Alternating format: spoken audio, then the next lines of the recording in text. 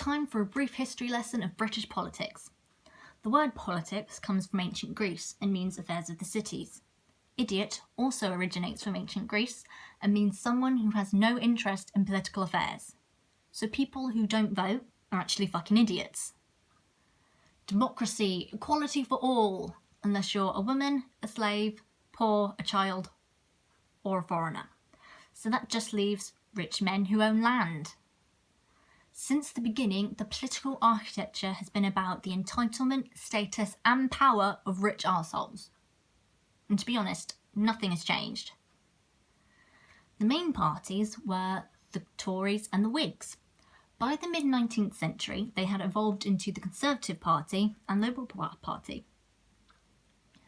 In the 1920s, the Liberal Party was replaced by the Labour Party. And in the 1980s, the Liberal Democrats came along, the annoying little brother of the political parties. And women fought hard to get the vote. And as usual, the government, they fucking cheated us. In 1918, all men over the age of 21, regardless of social background, and only certain women over the age of 30 were able to vote. It took us 10 years, 1928, before all women over the age of 21 were able to vote. And then in 1969, the voting age was lowered to everybody over the age of 18. Our first Prime Minister was Sir Robert Walpole, who was a Whig from 1721 to 1742. Our first Tory Prime Minister was John Stuart, 3rd Earl of Bute, 1762 to 1763. Oh, of course this guy was a Tory, he just sounds like a fucking prick. And James Ramsay MacDonald was the first Labour Prime Minister from 1924 and 1929 to 1935.